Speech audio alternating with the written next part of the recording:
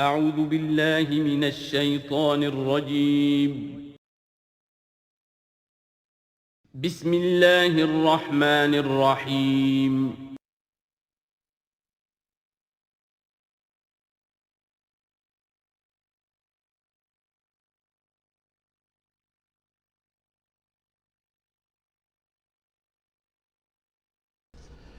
نحمده ونصلي على رسوله الكريم اما بعد فقد قال الله تبارك وتعالى كما ورد في سورة النجم اعوذ بالله من الشيطان الرجيم بسم الله الرحمن الرحيم وأن عليه النشأة الأخرى وأنه هو أغنى وأقنى وأنه هو رب الشعرى وأنه أهلك عادا الأولى وثمود فما أبقى وقوم نوح من قبل إنهم كانوا هم أظلم وأطغى والمؤتفكة أهوى فغشاها ما غشا فبأي آلاء ربك تتمارى صدق اللہ العظیم۔ اور یہ کہ اللہ ہی کے ذمے ہے دوبارہ اٹھا دینا، اور یہ کہ اسی نے دولت دی، اسی نے خزانہ دیا، لیکن اس کے ایک معنی یہ بھی ہے کہ اسی نے جس کو بھی فقر آتا ہے اسی کی طرف سے آتا ہے۔ اغنا اقنا، اقنا چونکہ یہ باب افعال ہے تو اس میں سلب ماخذ کا ایک مفہوم بھی ہوتا ہے۔ وَأَنَّهُ هُوَ رَبُّ الشِّعْرَى، وہ ستارہ جس کی کہ عام طور پر پرستش کی جاتی تھی، یہ کہ اس کا رب بھی وہی ہے۔ وَأَنَّهُ أَهْلَكَ عَادًا الْأُولَى، اور یہ کہ اسی نے ہلاک کیا تھا پہلے عاد کو۔ عاد وہ قوم تھی جو احقاف میں آباد تھی، جن کی طرف کہ حضرت ہود علیہ السلام مبعوث ہوئے تھے، لیکن اس کے بعد پھر جو قوم سمود وجود میں آئی، چونکہ اسی قوم عاد میں سے جو اہل ایمان تھے اور حضرت ہود علیہ السلام انہوں نے وہاں سے ہجرت کی، اور پھر ان کی نسل سے یہ دوسری قوم جو سمود وجود میں آئی، تو اسے عاد ثانیہ بھی کہا جاتا ہے کہ پہلے عاد وہ تھے، دوسرے یہ عاد ہیں۔ سمود کو بھی عاد ثانیہ کہا جاتا ہے چونکہ یہ انہی کی نسل تھی۔ تو انہو اہلک عادا الاولی، اسی نے ہلاک کیا تھا پہلے عاد کو۔ وثمود فابقی، اور عاد ثانیہ یعنی سمود کو بھی تو پھر کسی کو باقی نہ چھوڑا۔ وقوم نوح من قبل، اور ہلاک کیا تھا اس نے نوح کی قوم کو اس سے پہلے۔ انہم کانوا ہم اظلم واطغی، یقیناً وہ تو ان سے بھی بڑھ کر ظالم اور ان سے بھی بڑھ کر سرکش تھے۔ والمؤتفکۃ اہویٰ، اور وہ بستی کہ جسے اس نے پلٹ دیا تھا، الٹی ہوئی بستی کو اس نے پٹخ دیا، اس سے مراد ہے سدوم اور عمورہ کی بستیاں۔ فغشاہا ما غشا، اور پھر اس کو ڈھانپ لیا جس چیز نے کہ ڈھانپ لیا۔ جب اس کے اوپر ایک دفعہ تو وہ زلزلہ آیا اور تلپٹ کر دیا، اور پھر اس پر کنکروں کی بارش ہوئی تھی۔ فغشاہا ما غشا، تو وہ کنکروں کی بارش نے پھر ان کو ڈھانپ دیا۔ فبأي آلاء ربك تتمارى، تو تم اپنے رب کی کون کون سی قدرتوں کے بارے میں تم اسے جھٹلاؤ گے یا ان کے بارے میں شک کرو گے۔ ھذا نذیر من النذر الاولی، ھذا یہ یعنی محمد صلی اللہ علیہ وسلم یہ بھی ایک خبردار کرنے والے ہیں، جیسے کہ اور بہت سے خبردار کرنے والے پہلے آ چکے ہیں۔ من النذر الاولی، پہلے کے، نذیر کی جمع نذر۔ ازفت الازفہ، آ چکی ہے قریب وہ آنے والی۔ لیس لہا من دون اللہ کاشفہ، اور نہیں ہے کوئی اس کو کھول دینے والا اللہ کے سوا۔ اس کے یہ بھی معنی ہے کہ جیسے کشتی کا لنگر کہیں ہو تو لنگر کھول کر، لنگر اٹھا کر پھر کشتی کو روانہ کیا جاتا ہے، تو ایسے ہی وہ قیامت ابھی لنگر انداز ہے، لیکن اس کو روانہ کرنا، اسے چلانا اللہ ہی کا کام ہے جب وہ چاہے گا۔ اور یہ بھی ہے کہ اس کا علم جو ہے کہ کھول کر دکھا دیا جائے کہ وہ کب آئے گی، یہ بھی صرف اللہ کے پاس ہے، اس کے سوا کوئی نہیں ہے کہ جو بتا سکے کب آئے گی۔ افمن ھذا الحدیث تعجبون، تو کیا تم کو اس بات سے تعجب ہو رہا ہے؟ ھذا الحدیث، اس قرآن ہی کے بارے میں کہا جا رہا ہے۔ وتضحکون ولا تبکون، اور تم ہنستے ہو اور روتے نہیں ہو۔ وانتم صامدون، اور تم خوش فیلیاں کر رہے ہو، خوش گپیوں میں لگے ہوئے ہو۔ فاسجدوا للہ واعبدوا، بس سجدہ کرو اللہ کے لیے اور اسی کی بندگی کرو، اسی کی پرستش کرو۔ اس سورہ مبارکہ میں جو زور خطابت ہے، جیسا کہ میں نے پہلے عرض کیا کہ ہم لوگ اس کا صحیح اندازہ نہیں کر سکتے، یہ جو عربوں کا ایک ذوق تھا، بڑے بڑے خطیب ان کے ہاں ہوتے تھے۔ خود حضور نے فرمایا ہے کہ ان من الشعر لحکمۃ و ان من البیان لسحرا، بہت سے شعر ایسے ہوتے ہیں کہ جو حکمت پر مبنی ہوتے ہیں، حکمت کے خزانے، اور بہت سے بیان، بہت سے خطبے، بہت سی تقاریر ایسی ہوتی ہیں کہ جن میں جادو کا اثر ہوتا ہے۔ تو اس خطبے کے اندر جو خطابت کا جوش ہے، جیسا کہ میں نے عرض کیا، اب ظاہر بات ہے کہ وہ عرب اور خاص طور پر جو کہ پوری فصاحت اور بلاغت سے واقف ہوں وہ سمجھتے ہیں۔ لہذا اس کے بارے میں جو رائے آتی ہے وہ یہ ہے کہ آپ نے جس مجمع میں کھڑے ہو کر یہ صورت سنائی تو پورا کا پورا مجمع جو ہے دب بخود رہا، اور وہ ساکت و صامت ہو کر اس کو سنتے رہے۔ وہ کافر بھی تھے، اہل ایمان بھی تھے، بڑے بڑے دشمن بھی تھے حضور کے، لیکن یہ کہ اس کا ایسا زور تھا، اتنا اثر تھا، اتنی تاثیر تھی کہ دم بخود رہے۔ اور آخر میں جب حضور نے یہ آیت پڑھی تو سب کے سب سجدے میں گر گئے۔ البتہ بعد میں پھر انہوں نے بات بنا لی ایک، اور وہ واقعہ ہے تلقا غرانیق العلا کا۔ جب ان سے کہا گیا تم بھی سجدے میں گر پڑے محمد صلی اللہ علیہ وسلم کا یہ کلام سن کر یا قرآن ان کی زبان سے سن کر، تو انہوں نے کہا کہ ہم نے تو سنا تھا کہ اسی میں انہوں نے یہ بھی فرمایا تھا جہاں ذکر آیا ہے افرأیتم اللات والعزی ومناۃ الثالثۃ الاخری، تو وہاں محمد نے یہ بھی کہا تھا تلک الغرانیق العلا وان شفاعتہن لترتجی، یہ بڑی اونچی دیویاں ہیں، بڑی اونچے مقام والی دیویاں ہیں یہ لات اور منات اور عزیٰ، اور یہ کہ ان کی شفاعت کی توقع ہے، شفاعت کریں گے۔ تو ہم نے چونکہ یہ آیت بھی سنی تھی، یہ بھی سنا تھا ان کے زمان سے، لہذا ہم نے سمجھا کہ بس اب جھگڑا ختم ہو گیا، اور محمد نے بھی ہماری دیویوں کو کسی درجے میں مان لیا، جھگڑا تو یہی تھا، لہذا ہم بھی ان کے ساتھ سجدے میں گر گئے۔ لیکن یہ گویا کہ ان کی سخن سازی تھی، یا یہ کہ بعض علماء کی یہ تعویل ہے کہ ہو سکتا ہے کسی شیطان نے جب کہ حضور پڑھ رہے تھے تو یہ الفاظ پڑھ دیے ہوں آواز ملا کر اور انہوں نے سنے ہوں، واللہ عالم۔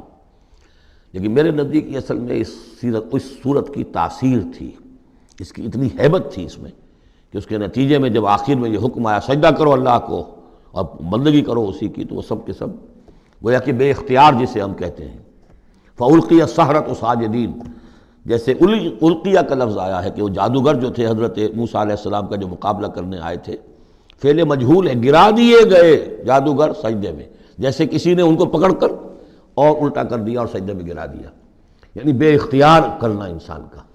تو ایسا ہی معاملہ اس صورت کے سننے پر بھی ہوا ہے، واللہ عالم۔ سورۃ القمر، بسم اللہ الرحمن الرحیم، اقتربت الساعۃ وانشق القمر۔ قیامت قریب آ چکی ہے، اور جیسا کہ میں عرض کر چکا ہوں کہ قیامت کی نشانیوں میں سے سب سے قطعی اور یقینی نشانی حضور کی بعثت ہے۔ انما بعثت انا والساعۃ کہاتین، میں اور قیامت ایسے ہیں، میرے ساتھ جڑی ہوئی قیامت آ رہی ہے، اب کوئی فصل نہیں ہے زیادہ۔ اور آپ کو معلوم ہے اللہ کا ایک دن 1000 برس کا ہے، تو ابھی تو 1.5 دن بھی نہیں ہوا نبی اکرم صلی اللہ علیہ وسلم کے انتقال کو، اللہ کے حساب سے 1.5 دن نہیں ہوا۔ بہرحال قیامت قریب آ چکی ہے، اس سے آگے چل کر ہم دیکھیں گے ایک صورت میں یہ آیت بھی آئی ہے، انہم یرونہ بعیدا ونراہ قریبا، یہ اسے دیکھ رہے ہیں بہت دور اور ہمیں وہ سامنے نظر آ رہی ہے۔ ہمارے علم میں ہے کہ وہ تو قیامت جو ہے وہ کھڑے ہوئے اسرافیل اور سور کو منہ پہ انہوں نے لگا رکھا ہے، بس ذرا سا اشارہ ہمارا ہے کہ اس کے بعد وہ سور میں پھونک مار دیں گے۔ اقتربت الساعۃ وانشق القمر، اور ہو گیا، 2 ٹکڑوں میں منقسم ہو گیا۔ یہ ایک خرق عادت بات، میں اسے معجزہ نہیں کہہ رہا، اس لیے کہ میں نے معجزے کی جو بات ہے وہ پہلے بیان کی ہے۔ ہر رسول کا معجزہ وہ ہوتا ہے کہ جو دعوے کے ساتھ پیش کیا جائے، اور پھر خاص طور پر جب کہ مطالبہ کیا جا رہا ہو۔ اس قسم کا کوئی معجزہ محمد الرسول اللہ صلی اللہ علیہ وسلم کا سوائے قرآن کے نہیں، خرق عادت بے شمار ہے۔ اولیاء اللہ کی کرامات ہوتی ہیں تو محمد رسول اللہ صلی اللہ علیہ وسلم کی کرامات جو ہیں وہ تو 1000 گنا ہوں گی۔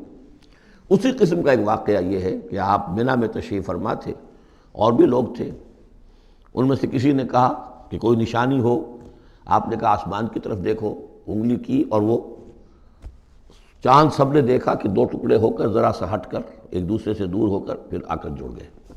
وانشق القمر۔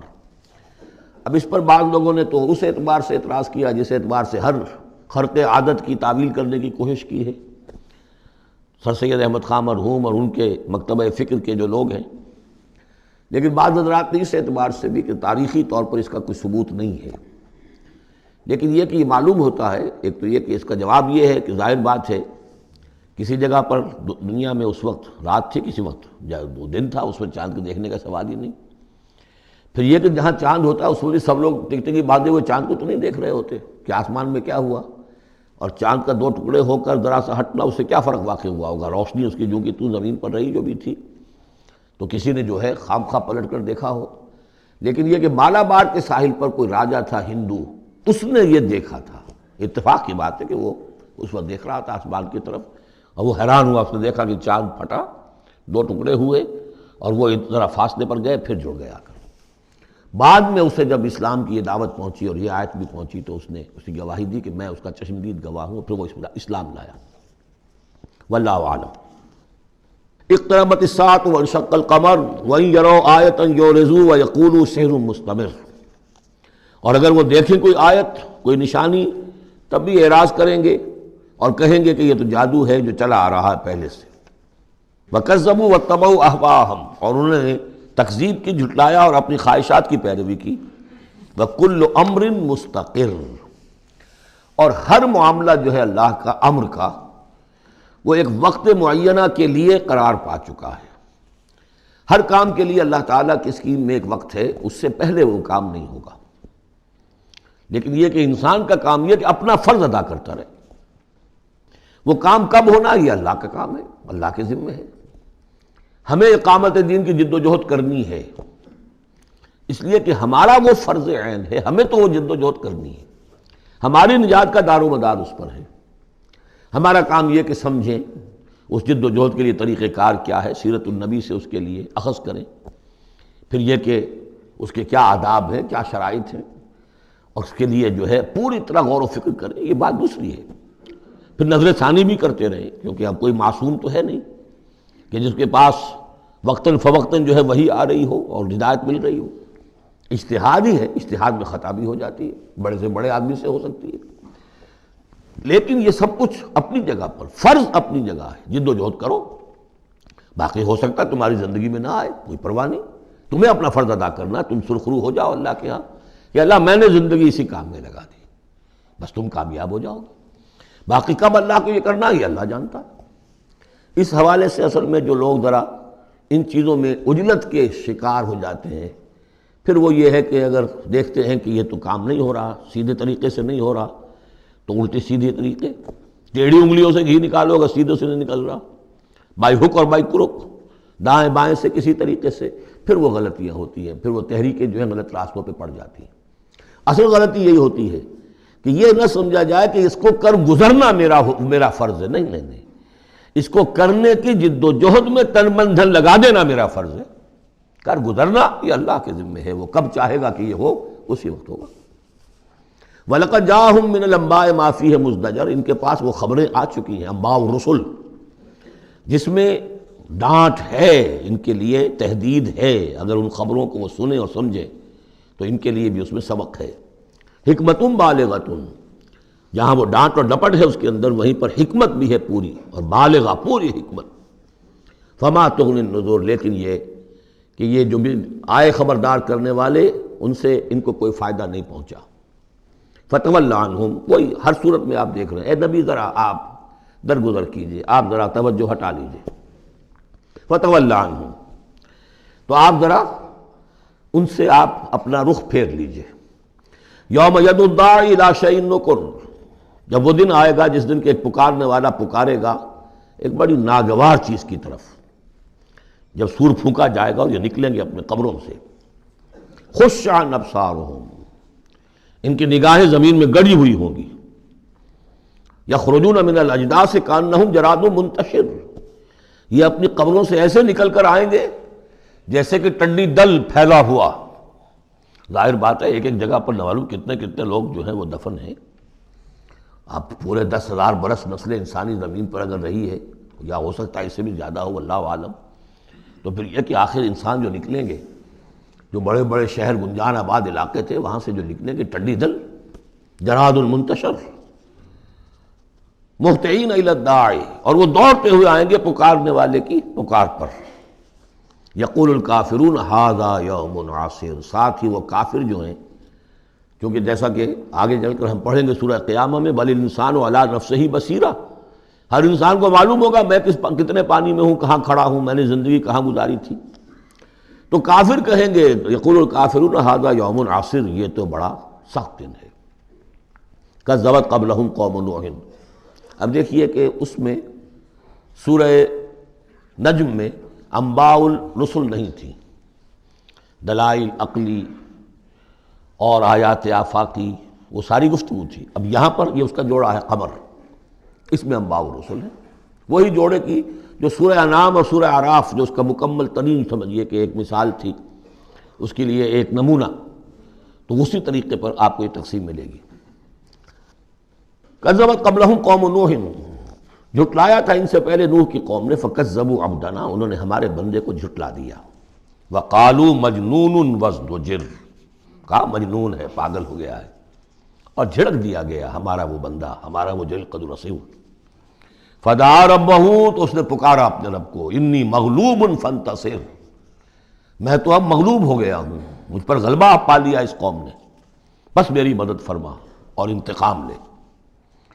جیسے کہ ہم پڑھ چکے ہیں وَلَقَدْ سَبَقَتْ كَلِمَتُنَا لِعِبَادِنَا الْمُرْسَلِينَ إِنَّهُمْ لَهُمُ الْمَنْصُورُونَ وَإِنَّ جُنْدَنَا لَهُمُ الْغَالِبُونَ، یہ بات تو ہماری بہت پہلے سے طے شدہ ہے ہمارے رسولوں کے بارے میں کہ ان کی مدد ہو کر رہے گی اور ہمارا لشکر جو ہوگا وہی غالب آ کر رہے گا۔ تو جب انہوں نے یہ دعا کی، دہائی دی، انی مغلوب فانتصر ففتحنا ابواب السماء بماء منہمر، تو ہم نے کھول دیے آسمان کے دروازے اس پانی کے ساتھ جو پھر چھاجوں برستا رہا مسلسل۔ وَفَجَّرْنَا الْأَرْضَ عُيُونًا، اور ہم نے زمین کو بھی پھاڑ دیا، جگہ جگہ سے چشمے اس میں سے نکال دیے۔ آسمان سے پانی برس رہا ہے، زمین کے چشمے جو ہے ابل پڑے ہیں، ہمالیہ کے چشمے ابلنے لگے، تو گویا کہ اس زمین پہ سے بھی چشمے جو ہے پھوٹ گئے۔ فَجَّرْنَا الْأَرْضَ عُيُونًا فَالْتَقَى الْمَاءُ، پانی مل گیا، آسمان سے برسنے والا پانی اور زمین کے چشموں میں سے نکلنے والا پانی دونوں نے مل کر، فَالْتَقَى الْمَاءُ عَلَىٰ أَمْرٍ قَدْ قُدِرَ، ایک ایسی بات کے لیے کہ جو طے ہو چکی تھی، جس کا اللہ کی طرف سے فیصلہ ہو چکا تھا، یعنی پوری قوم کے غرق ہونے کی بات۔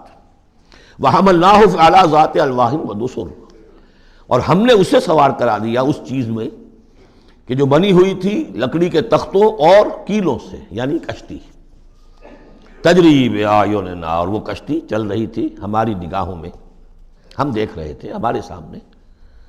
جزاء لمن کان کفر، اور یہ بدلہ تھا اس کا، اس کے لیے کہ جس کی ناقدری کی گئی تھی، ہم نے اسے بچایا اور اس کے ساتھ اس کے صاحب ایمان ساتھیوں کو بچایا۔ وَلَقَدْ تَرَكْنَاهَا، اور ہم نے اسے چھوڑ دیا ہے، آیتاً، ایک نشانی کے طور پر، فَهَلْ مِن مُدَّکِرٍ، تو ہے کوئی کہ جو اس سے نصیحت اخذ کرے۔ جیسا کہ میں نے عرض کیا، یہ کشتی بھی جیسے شداد کی جنت جو ہے اب دنیا میں معلوم ہو گئی ہے کہ وہ نیچے ریت کے اندر دبی ہوئی موجود ہے، اور جیسے یہ حضرت لوط جہاں بھیجے گئے تھے ان شہروں کے بھی کھنڈرات اب معلوم ہو گیا ہے کہ سمندر کی تہہ میں موجود ہیں، اسی طرح سمجھ لیجئے کہ وہ کشتی بھی ایک روز کھل کر سامنے آ جائے گی۔ فَكَيْفَ كَانَ عَذَابِي وَنُذُرِ، تو کیسا ہوا میرا عذاب اور میرا خبردار کرنا، کھڑکھڑا دینا، ڈرا دینا۔ وَلَقَدْ يَسَّرْنَا الْقُرْآنَ لِلذِّكْرِ فَهَلْ مِن مُدَّكِرٍ، یہ ہے وہ چیلنجنگ انداز قرآن کا، ہم نے تو قرآن کو آسان کر دیا ہے نصیحت اخذ کرنے کے لیے، سبق حاصل کرنے کے لیے، رہنمائی حاصل کرنے کے لیے، تو فَهَلْ مِن مُدَّكِرٍ، تو ہے کوئی جو اس سے سبق حاصل کرے۔ جو لوگ اس صورت کو آج پڑھ رہے ہیں، اور یہ 4 دفعہ یہ آنی ہے، یہ آیت، یہ ترجیحی آیت ہے، دوہرا کر آ رہی ہے یہاں پر، یہ آپ میں سے ہر ایک کے لیے اللہ تعالیٰ کی طرف سے ایک اتمام حجت ہے کہ آپ اگر اب بھی کمر نہیں کستے، عربی سیکھنے کے لیے وقت نہیں نکالتے، قرآن کو سمجھنے کا اگر عزم مصمم نہیں کرتے، تو گویا کہ اللہ تعالیٰ کی طرف سے جو پرسش ہے اور جو پوچھا جائے گا وہ اور سخت ہو جائے گی۔ اور کسی کو تو بتایا نہیں گیا، لوگوں کو معلوم نہیں، لوگوں کو تو صرف ثواب بتائے گئے، لیلۃ القدر میں ایک اور ایک نفل پڑھو گے اتنے ہزار نفلوں کا ثواب ہو جائے گا، وہ بیچارے نفل پڑھتے جا رہے ہیں، انہیں کیا پتہ قرآن میں کیا ہے، قرآن نے کیا کہا ہے۔ تو فرمایا وَلَقَدْ يَسَّرْنَا الْقُرْآنَ لِلذِّكْرِ، تم یہ نہیں کہہ سکو گے اللہ بہت مشکل کتاب تھی، یہ نہیں، بہت آسان کتاب ہے۔ باقی رہ گئی ایک زبان، تو عربی زبان کو مردہ زبان تو نہیں ہے، عبرانی زبان کو یہودیوں نے زندہ کر دیا، مر چکی تھی بالکل۔ سنسکرت کو ہندوؤں نے زندہ کر دیا جو مر چکی تھی بالکل، لیکن یہ عربی زبان یہ تو بڑی زندہ زبان ہے۔ کتنا بڑا علاقہ ہے دنیا میں کہ جس کے بولنے والے یہ ہیں۔ آج کوئی انٹرنیشنل فورم ایسا نہیں ہے جس میں عربی زبان میں ترجمہ ساتھ نہ ہوتا ہو۔ یہ تو دنیا کی مانی ہوئی چوٹی کی زبانوں میں سے ہے۔ اردو کا ترجمہ نہیں ہے، حالانکہ بڑی تعداد میں لوگ ہیں اردو بولنے والے بھی، لیکن یو این او میں یا کہیں اور اس طرح کے اداروں میں اردو کا ترجمہ نہیں ہے، لیکن جن زبانوں میں وہاں سائملٹینیس ترجمے ہوتے ہیں ان میں عربی زبان شامل ہے۔ تو لیونگ لینگویج ہے، زندہ زبان ہے، سیکھنے میں کیا دقت ہے۔ وَلَقَدْ يَسَّرْنَا الْقُرْآنَ لِلذِّكْرِ فَهَلْ مِن مُدَّكِرٍ كَذَّبَتْ عَادٌ فَكَيْفَ كَانَ عَذَابِي وَنُذُرِ، جھٹلایا تھا قوم عاد نے بھی، تو کیسا رہا میرا عذاب اور میرا خبردار کرنا۔ اِنَّا أَرْسَلْنَا عَلَيْهِمْ رِيحًا صَرْصَرًا، ہم نے ان پر مسلط کر دی، بھیج دی ان پر ایک تند ہوا، فی یوم نحس مستمر، ایک نحوست والے دن میں، اور پھر وہ ہوا چلتی چلی گئی۔ تنزع الناس، وہ اکھاڑتی تھی لوگوں کو، جیسے آپ کسی درخت کے تنے کو اکھاڑتے ہیں تو اس طرح وہ ہوا لوگوں کو اکھاڑتی تھی۔ کأنہم اعجاز نخل منقعر، گویا کہ وہ تنے ہیں یا جڑیں ہیں کھجور کی، اکھڑی ہوئی یا کھوکھلی، تو اس طریقے سے وہ، اور چونکہ بڑے طویل القامت لوگ تھے تو وہ پھر جب گرے ہیں مر کر پٹک پٹک کر، جب کہ ہوا نے ان کو پٹکا ہے اور مرے ہیں، تو جو پڑے ہوئے تو معلوم ہوتا تھا کہ کھجوروں کے تنے پڑے ہوئے۔ فَكَيْفَ كَانَ عَذَابِي وَنُذُرِ، تو کیسا رہا میرا عذاب اور میرا خبردار کرنا۔ وَلَقَدْ يَسَّرْنَا الْقُرْآنَ لِلذِّكْرِ فَهَلْ مِن مُدَّكِرٍ، پھر دوہرا دیا گیا، پھر کان کھول کر سن لیجیے، ہم نے تو اس قرآن کو آسان کر دیا ہے سبق حاصل کرنے کے لیے، نصیحت اخذ کرنے کے لیے، تو ہے کوئی کہ جو اس سے سبق حاصل کرے، رہنمائی اخذ کرے۔ کذبت ثمود بالنذر، اسی طرح قوم ثمود نے بھی جھٹلایا خبردار کرنے والوں کو۔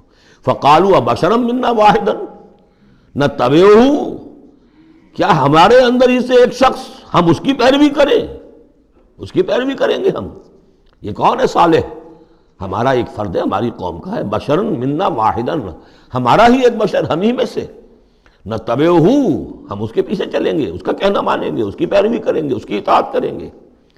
انا اذا لفی ضلال وسعور، پھر تو ہم گویا کہ اپنے ہاتھوں اپنے آپ کو ڈال دیں گے گمراہی کے اندر بھی اور آگ کے اندر بھی۔ شعیر کی جمع ہے یہ سعور، یعنی یہ ہمیں خبر دے رہا ہے کہ آخرت میں اگر تم نے مجھے نہ مانا تو جہنم میں جھونکے جاؤ گے، ان کو مان کر ان کے پیچھے چلے تو گویا کہ ہم نے اپنے آپ کو یہی جہنم میں جھونک دیا۔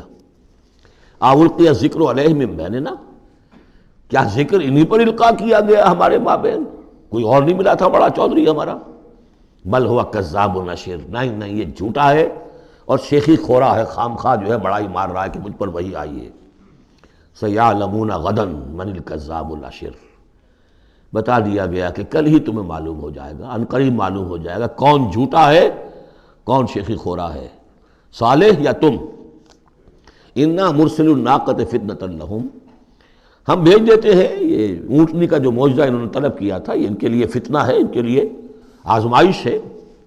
فارتقبہم واصطبر، تو سب اب ان کا انتظار کیجئے، اے صالح ان سے گفتگو ہو رہی، واصطبر، اور ذرا صبر کیجئے، چند دن کی مہلت۔ وَنَبِّئْهُمْ أَنَّ الْمَاءَ قِسْمَةٌ بَيْنَهُمْ، انہیں خبردار کر دیجئے، بتا دیجئے انہیں کہ پانی جو ہے ان کے مابین اب تقسیم ہو جائے گا، یعنی ایک دن وہ اللہ کی اونٹنی ناقۃ اللہ جو اللہ نے پیدا کی خاص طور پر معجزانہ طریقے پر، وہ پانی پیے گی، اور دوسرے دن ان کے تمام جو مال مویشی ہے وہ آ کر پانی پئیں گے۔ ہوتا یہ تھا کہ جب وہ آتی تھی تو اس کی ہیبت سے تمام جانور بھاگ جاتے تھے، تو پھر معاملہ ہوا کیا کیا جائے، تو طے کیا گیا کہ اب باری مقرر کر دی جائے، ایک دن وہ آئے گی اور سارے چشمے کا پانی پی جاتی تھی، اور دوسرے دن پھر یہ کہ وہ اپنے مویشی لاتے تھے اور پلاتے تھے۔ ان الماء قسمۃ بینہم کل شرب محتضر، ہر باری پر پہنچا جائے گا۔ فنادوا صاحبہم، تو انہوں نے پکارا اپنے ایک صاحب کو، اپنے ایک جو زیادہ ان میں سخت تھا، فتعاتا، اس کی دہائی دی کہ یہ کرو بھائی کوئی علاج اس کا، اس اونٹنی کا. فتعاتا، پھر اس نے ہاتھ چلایا، فعقر، اور اونٹنی کو قتل کر دیا، اس کے کونچے کاٹ دی. فکیف کان عذابی ونذر، پھر کیسا رہا ہمارا عذاب اور ہمارا کھڑکھڑانا اور خبردار کر دینا. انا ارسلنا علیہم صیحۃ واحدۃ، ہم نے ان پر بس ایک چنگھاڑ بھیجی. فکانوا کحشیم المحتضر، تو پھر وہ ایسے ہو گئے جیسے کہ باڑ لگانے والا جب کانٹوں سے باڑ لگا لیتا ہے اپنے کھیت کے گرد، اور اگر کوئی بڑا سا گلہ جو ہے وہ جانوروں کا اس کو رونتا ہوا چلا جاتا ہے تو وہ بالکل چورا چورا ہو کر پڑی ہوتی، ایسے چورا ہو کر پڑے رہ گئے. وَلَقَدْ يَسَّرْنَا الْقُرْآنَ لِلذِّكْرِ فَهَلْ مِن مُدَّكِرٍ، پھر سوچو، پھر غور کرو. كَذَّبَتْ قوم لوط بالنذر، لوط کی قوم نے بھی خبردار کرنے والوں کو جھٹلایا. انا ارسلنا علیہم حاصبا الا آل لوط، ہم نے بھیج دیا ان پر ایک ایسی تیز دار آندھی جو پتھر لے کر آئی تھی، سوائے آل لوط کے، لوط کے گھر والوں کے. نجیناہم بسحر، ان کو ہم نے نجات دے دی صبح کے وقت. نعمت من عندنا، وہ نعمت تھی، انعام تھا ہمارے پاس سے. کذالک نجزی من شکر، اسی طرح ہم بدلہ دیتے ہیں اس کو کہ جو شکر کرتا ہے ہمارا. وَلَقَدْ أَنذَرَهُمْ بَطْشَتَنَا فَتَمَارَوْا بِالنُّذُرِ، اور اس نے یعنی حضرت لوط نے انہیں خبردار کر دیا تھا ہماری پکڑ سے کہ پکڑ آئے گی اگر باز نہیں آتے ہو. لیکن انہوں نے شک کیا ان تمام چیزوں کو کہ جن کے بارے میں انہیں خبردار کیا گیا تھا. وَلَقَدْ رَاوَدُوهُ عَنْ ضَيْفِهِ، اور وہ تو چاہتے تھے کسی طریقے سے حاصل کر لیں ان کے مہمان کو، یعنی وہ جو خوبصورت لڑکوں کی شکل میں فرشتے آئے تھے مہمان. فَطَمَسْنَا أَعْيُنَهُمْ، ہم نے ان کی آنکھوں کو مٹا دیا. بائبل میں یہ آتا ہے کہ ایک فرشتے نے ذرا اپنا ہاتھ اس طرح پھیلایا اور جتنے وہ لوگ تھے پورا کا پورا سب کی آنکھیں اندھی ہو گئی، نگاہیں ختم ہو گئی. اب دیکھیے قرآن نے بھی وہی بات کہی ہے، فَطَمَسْنَا أَعْيُنَهُمْ، ان کی آنکھوں کو ہم نے مٹا دیا. فَذُوقُوا عَذَابِي وَنُذُرِ، تو چکھو اب میرے عذاب کو اور میرے خبردار کرنے کے نتیجے کو. وَلَقَدْ صَبَّحَهُمْ بُكْرَةً عَذَابٌ مُسْتَقِرٌ، اور ان پر صبح ہی صبح آ کر چھاپا مارا اس عذاب نے، صبح صبح سویرے، کہ جو طے ہو چکا تھا. فَذُوقُوا عَذَابِي وَنُذُرِ، تو چکھو مزہ میرے عذاب کا اور میرے خبردار کرنے کا. وَلَقَدْ يَسَّرْنَا الْقُرْآنَ لِلذِّكْرِ فَهَلْ مِن مُدَّكِرٍ، چوتھی مرتبہ پھر. وَلَقَدْ جَاءَ آلَ فِرْعَوْنَ النُّذُرُ، اسی طریقے سے آل فرعون کے پاس، فرعون کی قوم کے پاس بھی آئے ڈرانے والے، خبردار کرنے والے.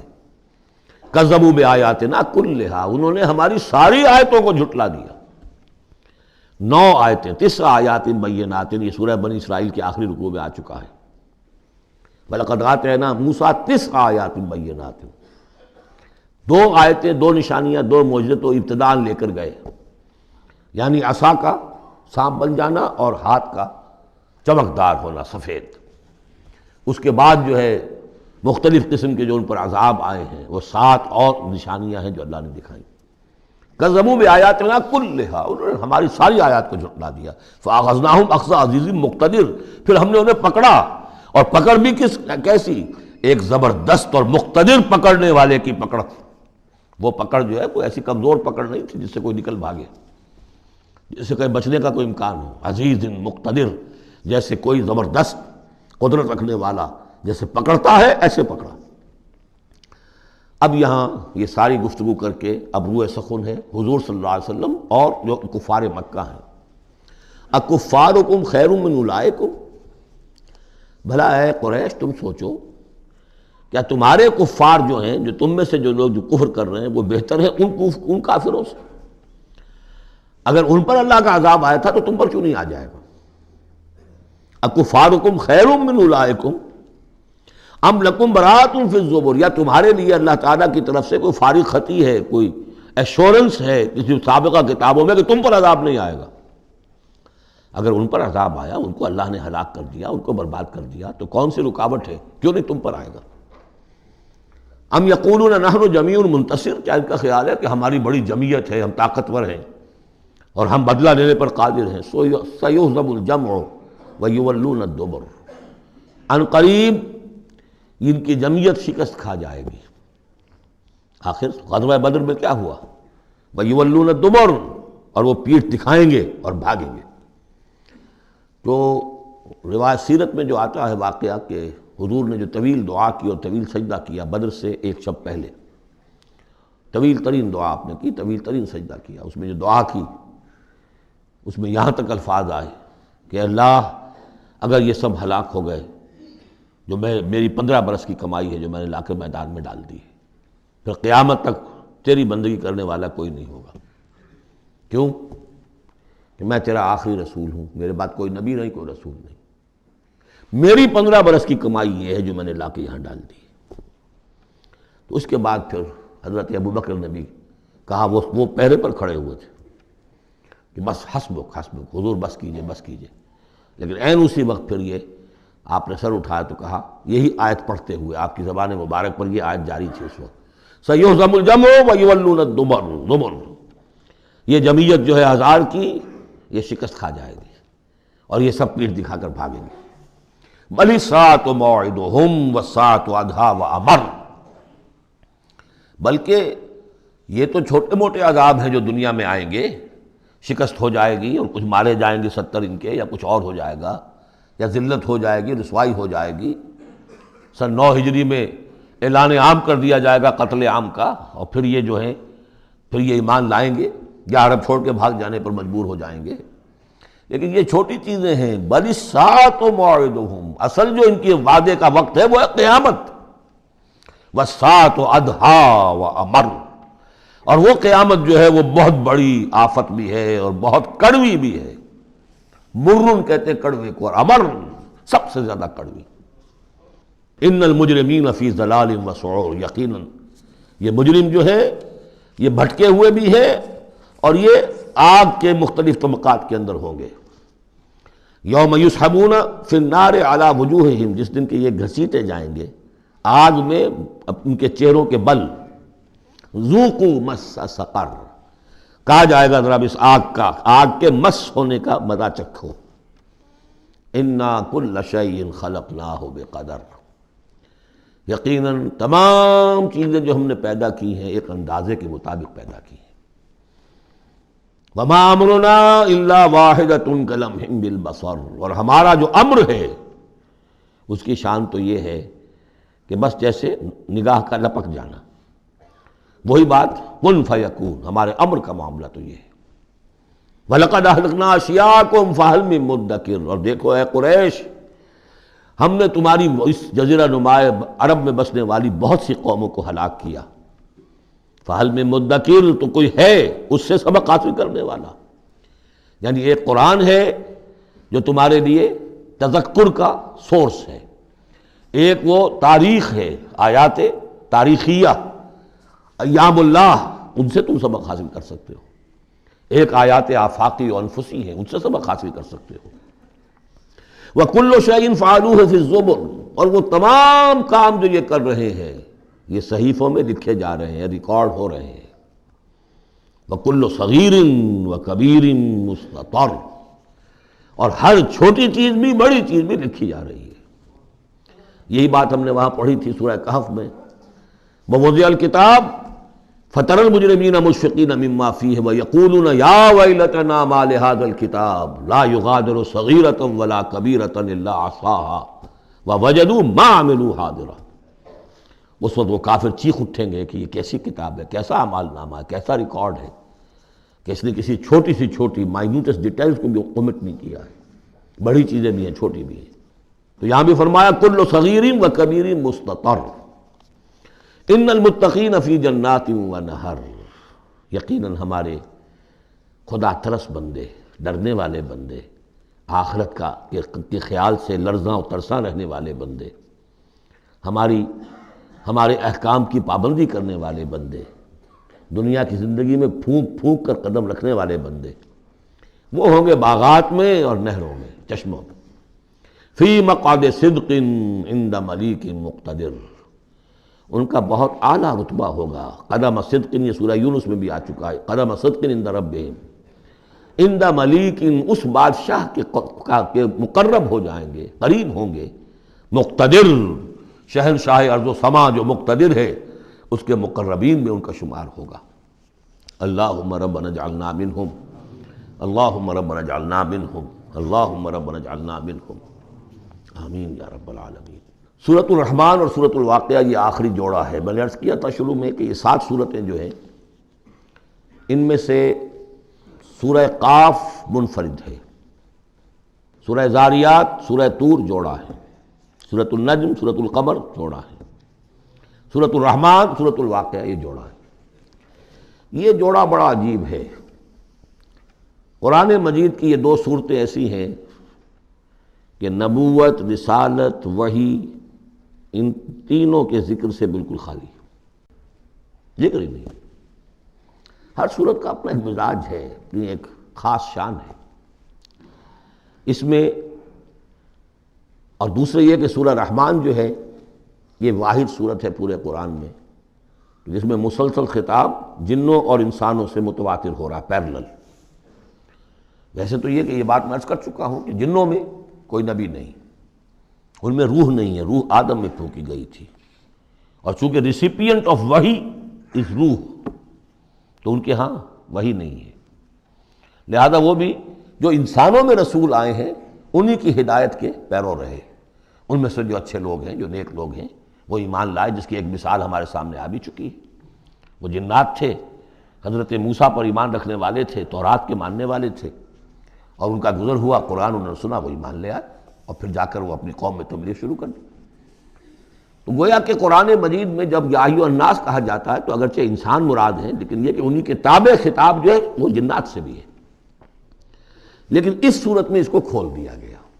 باقی یہ اسی پر قیاس کرتے ہوئے پورے قرآن کو سمجھیے کہ اس پورے قرآن کے مخاطب انسان بھی ہیں، جنات بھی ہیں، لیکن یہاں صرف یہ کہ اس کو ایک ایک قدم کے اوپر تثنیہ کا صیغہ، فَبِأَيِّ آلَاءِ رَبِّكُمَا تُكَذِّبَانِ فَبِأَيِّ آلَاءِ رَبِّكُمَا تُكَذِّبَانِ یا معشر الجن والانس، اے انسانوں اور اے جنات کی جماعتوں، جو کھل کر جو ہے صراحت کے ساتھ جو ہے انسانوں کے ساتھ جنات کا ذکر اور ان سے خطاب، وہ صرف اس ایک صورت میں پورے قرآن مجید میں۔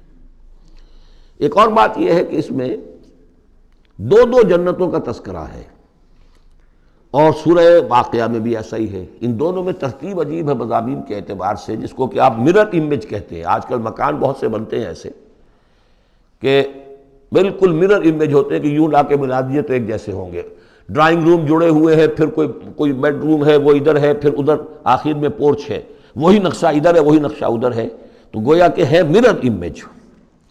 تو ان دونوں صورتوں میں مضامین جو ہے مرر امیج کے ساتھ ہے۔ سورہ رحمان میں قرآن مجید کی عظمت کا بیان اور اس کا جو حق ہے جو انسانوں کو ادا کرنا چاہیے اس کو مضمر کیا، اور عظمت قرآن کا بیان کیا۔ یہ شروع ہو رہی ہے صورت اس سے۔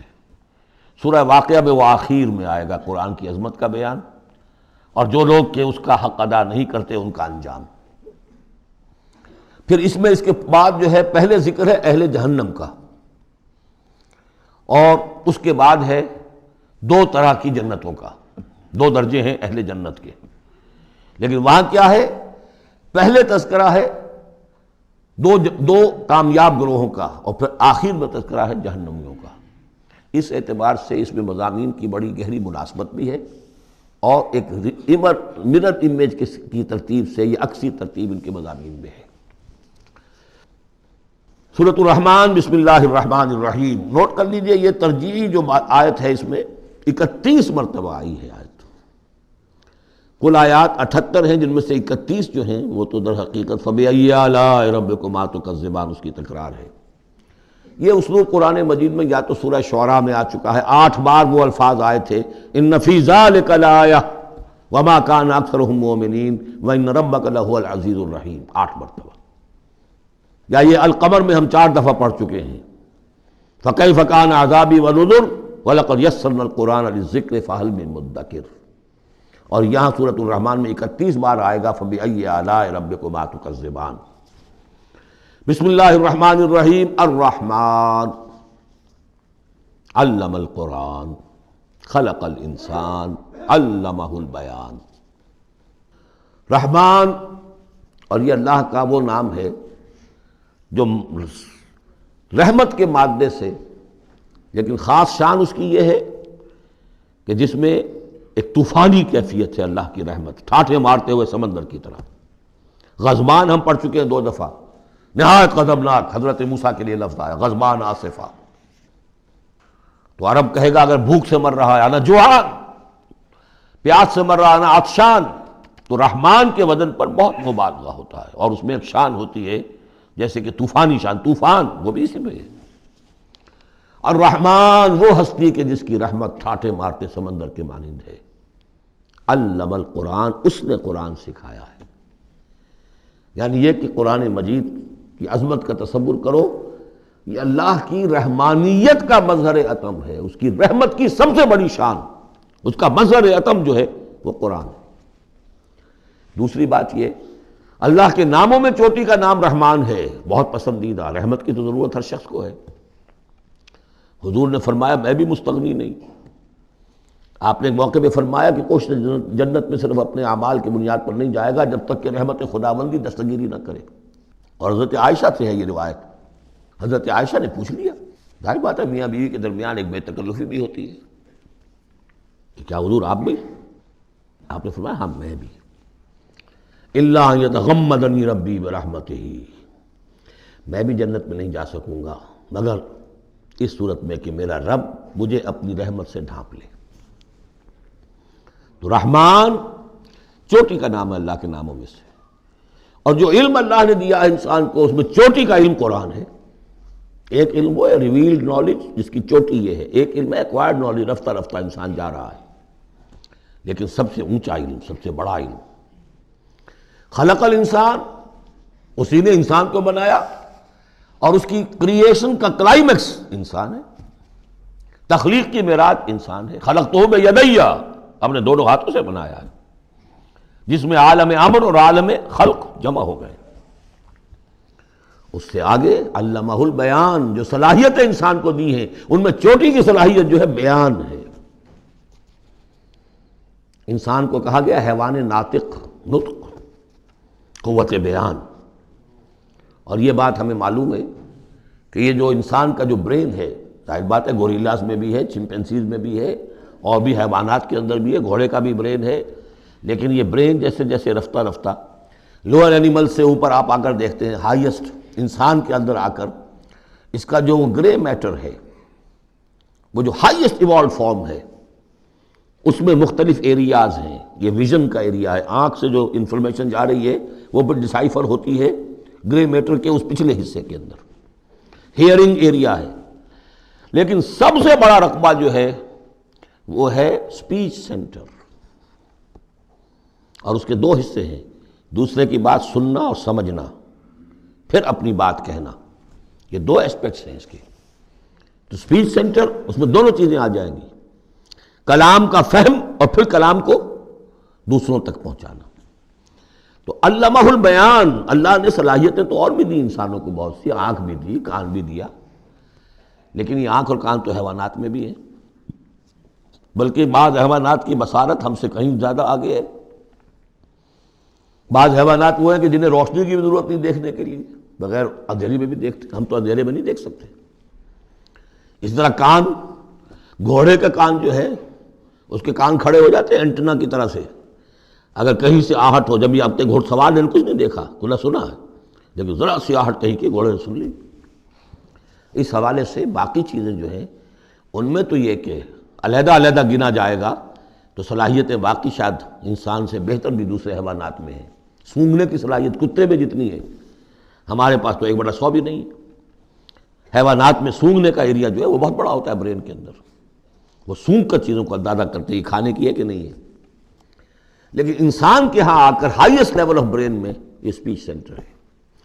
اب یہ جو 4 آیتوں سے 3 جملے بنے، الرحمن آیت 1 ہو گئی لیکن جملہ تو نہیں بنا، الرحمن مبتدا ہے، علم القرآن خبر ہے، جملہ اب بنا، تو جملے 3 ہوئے، الرحمن علم القرآن خلق الانسان علمہ البیان۔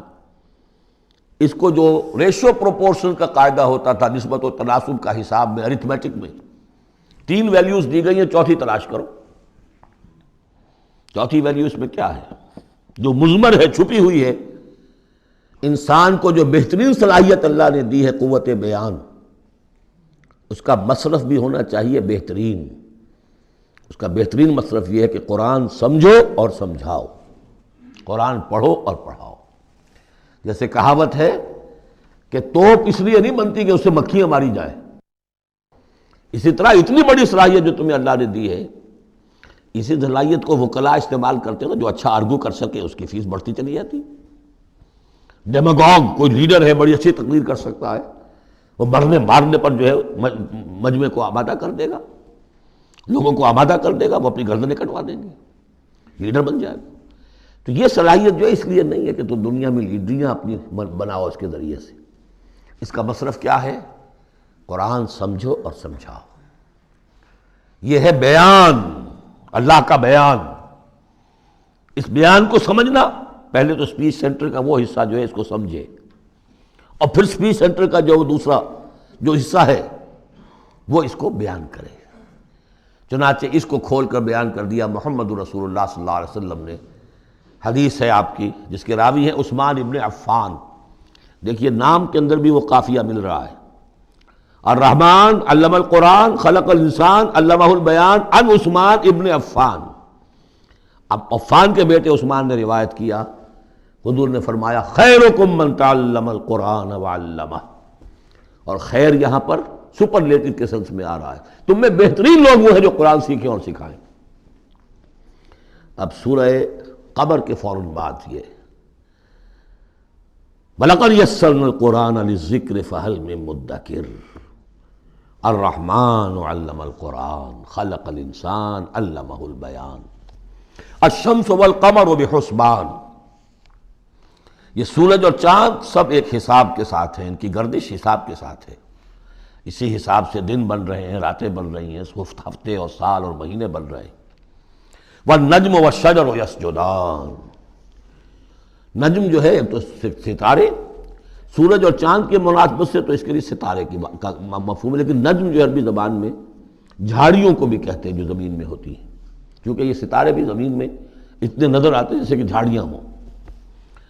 والنجم والشجر یسجدان، شجر کے حوالے سے اگر ترجمہ کرتے ہیں تو وہ جھاڑیاں، یہ بھی سجدہ کرتے ہیں، اللہ کے سامنے سربسجود ہوتے ہیں، ان کے سائے، جیسا کہ کئی دفعہ آ چکا ہے۔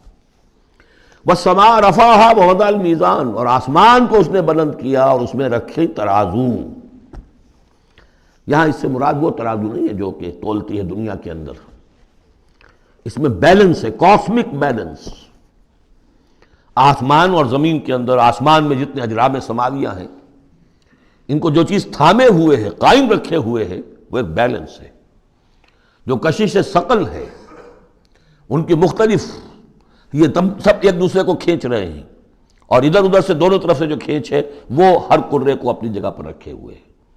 یہ بیلنس جب ذرا سا گڑبڑ ہوگا اور یہ کرے آپس میں ٹکرا جائیں گے، فاصلے ہی کہیں تو ہوتا ہے conversely proportional to the distance, لہذا وہ جو گریویٹیشنل فورس ہے، اگر ایک طرف سے ذرا فاصلہ کم ہو گیا اس کا مطلب دوسری طرف بڑھ گیا، تلپٹ ہو جائے گا۔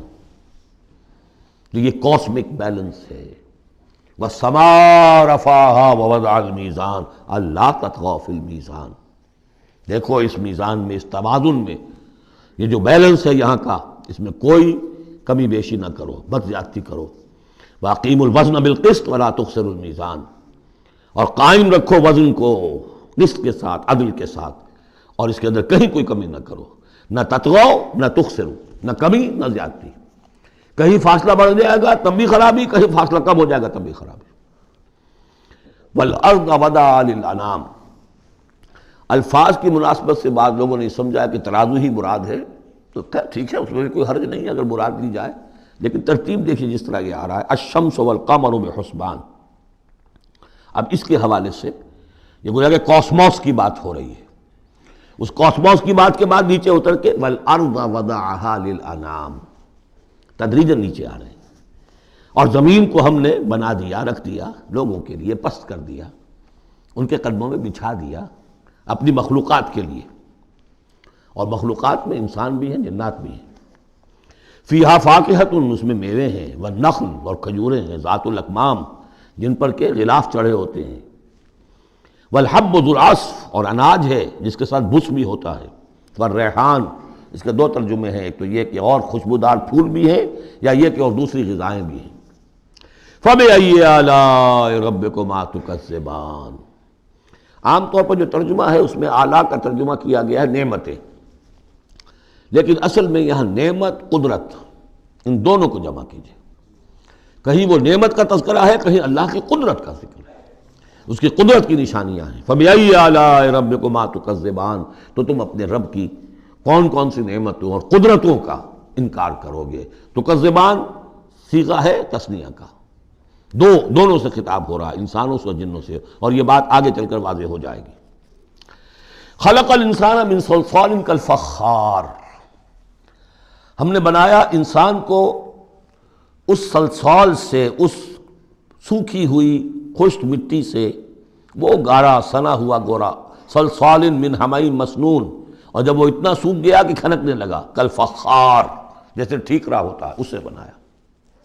وَخَلَقَ الْجَانَّ مِن مَارِجٍ مِّن نَار، اور جنات کو ہم نے بنایا آگ کی لپٹ سے، جس کو کہ ہم اس سے پہلے پڑھ چکے ہیں سورہ ہجر میں، نار السموم، لو جیسی ہوتی ہے جس کے اندر کی آگ ہوتی ہے.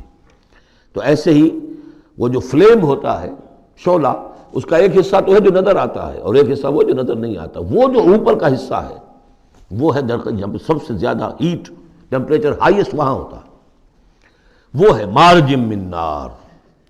فَبِأَيِّ آلَاءِ رَبِّكُمَا تُكَذِّبَانِ، رب المشرقین و رب المغربین، وہ رب ہے مشرقوں کا بھی، دونوں مشرقوں کا اور دونوں مغربوں کا. یہ تسنیہ کی جو مناسبت سے یہاں پر مشرقین و مغربین کہا، کہیں مشارق والمغارب ہے، رب المشارق والمغارب، کہیں مشرق و مغرب ہے، اور یہ سب ٹھیک ہے. مشرق و مغرب واحد کی حیثیت سے بھی درست ہے. اور مشرقین اور مغربین، اس وقت کا جو مشرق ہے جہاں سورج نکل رہا ہے، اس کے مقابلے میں مغرب ہے جہاں وہ ڈوبے گا. لیکن وہی مغرب وہ مشرق ہے دوسرے، ہمارا جو پیچھے جو حصہ ہے گلوب کا، اس کا مشرق ہے، اور جو ہمارا مشرق ہے وہ اس کا مغرب ہے. تو دو مشرق دو مغرب. پھر یہ کہ ہر نقطہ جو ہے زمین پر وہ مشرق بھی ہے مغرب بھی ہے. کسی نہ کسی وقت وہاں پر سورج جو ہے طلوع ہو رہا ہے، کبھی وہاں پر غروب ہو رہا ہے. تو مشارق والمغارب. لیکن یہاں پر تسنیہ کی مناسبت سے رب المشرقین و رب المغربین، دونوں مشرقوں کا رب مالک اور دونوں مغربوں کا. فَبِأَيِّ آلَاءِ رَبِّكُمَا تُكَذِّبَانِ، مَرَجَ الْبَحْرَيْنِ يَلْتَقِيَانِ، اس نے چلا دیے دو دریا جو آپس میں ملے ہوئے بھی ہیں، بینہما برزخ لا یبغیان، لیکن ان کے مابین ایک ایسا پردہ حائل ہے کہ وہ ایک دوسرے میں گھستے نہیں ہیں، داخل نہیں ہوتے، اپنی حد کے اندر رہتے ہیں. یہ ہیں گرم روئیں چلتی ہیں ٹھنڈے پانی کے سمندر میں، یا جیسے کہ کابل پر نظر آتا ہے دو دریا چل رہے ہیں، دریائے سندھ کا پانی علیحدہ نظر آ رہا ہے اور دریائے کابل کا علیحدہ نظر آ رہا ہے، اور یہ اٹک پر نظر آتا ہے، اور کافی دور تک پھر یہ علیحدہ علیحدہ چلتے نظر آتے ہیں. فَبِأَيِّ آلَاءِ رَبِّكُمَا تُكَذِّبَانِ يَخْرُجُ مِنْهُمَا اللُّؤْلُؤُ وَالْمَرْجَانُ، اور ان دونوں سے نکلتے ہیں موتی بھی اور مونگے بھی. فَبِأَيِّ آلَاءِ رَبِّكُمَا تُكَذِّبَانِ وَلَهُ الْجَوَارِ الْمُنشَآتُ فِي الْبَحْرِ كَالْأَعْلَامِ، اور اس کے لیے ہی ہیں، اللہ ہی کی ملکیت ہے وہ پہاڑ جیسے جہاز، جوار المنشآت جو اونچے کھڑے رہتے ہیں اور سمندر میں ایسے ہوتے ہیں جیسے پہاڑ. پچھلے زمانے میں بھی تو اگرچہ بادبانی ہوتے تھے، لیکن جب بادبان کھل جاتے تھے تو بڑی اونچی اونچی جو ہے بادبان ہوتے تھے ان کے، پہاڑ کی طرح، پہاڑیاں چھوٹی چھوٹی. اور آج جو کچھ چلتے ہیں بڑے بڑے جہاز، ان کو تو دیکھیں تو واقعی تو وہ پہاڑ ہوتے ہیں سمندر میں. فَبِأَيِّ آلَاءِ رَبِّكُمَا تُكَذِّبَانِ كُلُّ مَنْ عَلَيْهَا فَانٍ. اب یہ جو یہاں آئی ہیں اب تک آیات، اللہ کی صنائی، اللہ کی قدرت نوٹ کریں گے جب ہم سورہ واقعہ پڑھیں گے. پہلے آیا ذکر قرآن، اس کی عظمت، اور اس کا جو ایک مضمر ہے چیز کہ انسان کو اس قرآن کی عظمت اور فضیلت کو سمجھ کر، اگر اللہ نے وہ جو شعر علامہ اقبال کا، اگر یک قطرہ خون داری اگر مشتے پرے داری، بیا با من تو آ موزم طریق شاہ بازی را، اگر تمہارے جسم میں کوئی قطرہ خون ہے اور کوئی مٹھی بھر پر بھی تمہیں دے رکھے ہیں، اے چڑیا اے بیا، آؤ کہ میں تمہیں شاہ بازی کے طریقے سکھاؤں. اسی طریقے سے اگر تمہیں بولنے کی صلاحیت دی ہے اللہ نے، تو اس کا مصرف کیا ہے؟ خیرکم من تعلم القرآن وعلمہ. سمجھنے کی صلاحیت دی ہے، قرآن سمجھو. بیان کرنے کی صلاحیت دی ہے، بیان کرو قرآن کو. پھر یہ کہ اللہ تعالیٰ کی تخلیقی قوت، اس کا تذکرہ ہوا. وہاں آپ دیکھیں گے یہ بالکل الٹی یہی ترتیب ہوگی، آخر میں قرآن مجید کی عظمت، اس سے پہلے اللہ کی تخلیقی عظمت، اللہ کے یہی جو اعلیٰ ہے. اس کے بعد اب پہلے جہنم والوں کا تذکرہ یہاں ہو رہا ہے، وہاں بعد میں ہوگا. فرمایا کل من علیہا فان، جو بھی ہے اس زمین پر جو بھی مخلوقات ہیں سب فنا ہونے والی ہے. وَيَبْقَى وَجْهُ رَبِّكَ ذُو الْجَلَالِ وَالْإِكْرَامِ، باقی تو رہے گا صرف تیرے رب کا منہ، تیرے رب کا چہرہ جو بہت بزرگی والا ہے اور بہت عظمت والا ہے. اب یہ کہ اللہ کا چہرہ ہم کیا اس کو نہیں سمجھ سکتے، آیات متشابہات میں سے ہوگا. جو اس کا مفہوم سمجھیں گے وہ یہ ہے اللہ کی ذات باقی، باقی سب چیز اللہ تعالیٰ کے سوا سب فانی، پوٹینشلی سب فانی ہے. اپنے طور پر سب کسی کا وجود جو ہے اپنے بل پر قائم نہیں ہے. اللہ جب تک قائم رکھے تو در حقیقت وہ خود اپنے بل پر قائم نہیں ہے، وہ تو اللہ تعالیٰ نے ان کو قائم رکھا ہوا ہے. کل من علیہا فان، اللہ باقی من کل فان، اللہ ہی باقی ہے، باقی تمام فانی ہے. وَيَبْقَى وَجْهُ رَبِّكَ ذُو الْجَلَالِ وَالْإِكْرَامِ فَبِأَيِّ آلَاءِ رَبِّكُمَا تُكَذِّبَانِ يَسْأَلُهُ مَنْ فِي السَّمَاوَاتِ وَالْأَرْضِ، جو بھی ہے آسمان اور زمین میں وہ سب اس کے در کے سوالی ہیں، اسی سے مانگ رہے ہیں. وجود بھی ملا ہے اسی سے، حیات کسی کے پاس ہے دی ہوئی ہے اسی کی، کوئی صلاحیت ہے تو دی ہوئی ہے اسی کی، کوئی ذہانت ہے تو دی ہوئی ہے اسی کی، روز کا رزق جو آ رہا ہے اسی کا عطا کرنا. ہر ایک سائل ہے، جو سورہ محمد میں ہم نے پڑھا کہ تم سب فقراء ہو واللہ هو الغنی وانتم الفقراء، تم سب کے سب محتاج ہو، تمہارا وجود مستعار، تمہاری حیات مستعار، تمہیں علم جو دیا اس نے دیا جتنا دیا. فلا یحیطون بشیء من علمہ الا بما شاء، تو تمہاری کیفیت یہ ہے. یسألہ من فی السماوات والارض، اسی سے مانگتا ہے جو بھی ہے آسمانوں میں اور زمین میں. کل یوم ہوا فی شان، وہ ہر دن ایک شغل میں ہے، اس کی ایک مصروفیت ہے. یا میرے نزدیک اشارہ ہے اسی بات کی طرف، یدبر الامر من السماء الى الارض ثم یعرج الیہ فی یوم کان مقدارہ الف سنۃ مما تعدون.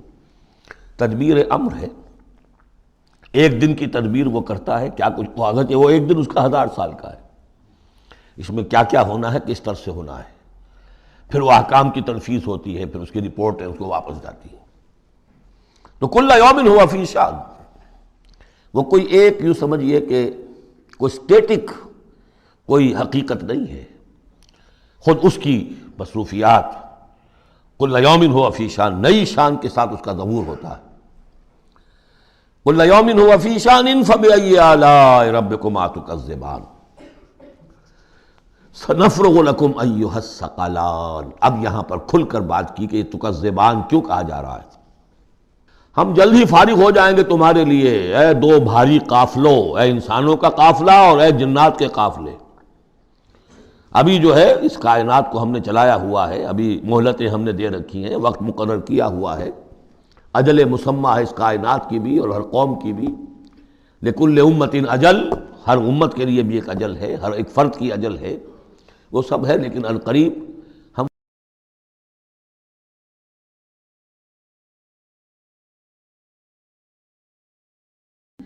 فَبِأَيِّ آلَاءِ رَبِّكُمَا تُكَذِّبَانِ، تو اے جنات اور اے انسانوں کی جماعت ہو، تم اپنے رب کی کن کن نعمتوں کا اور کن کن صنائیوں کا، کن کن قدرتوں کا انکار کرو گے.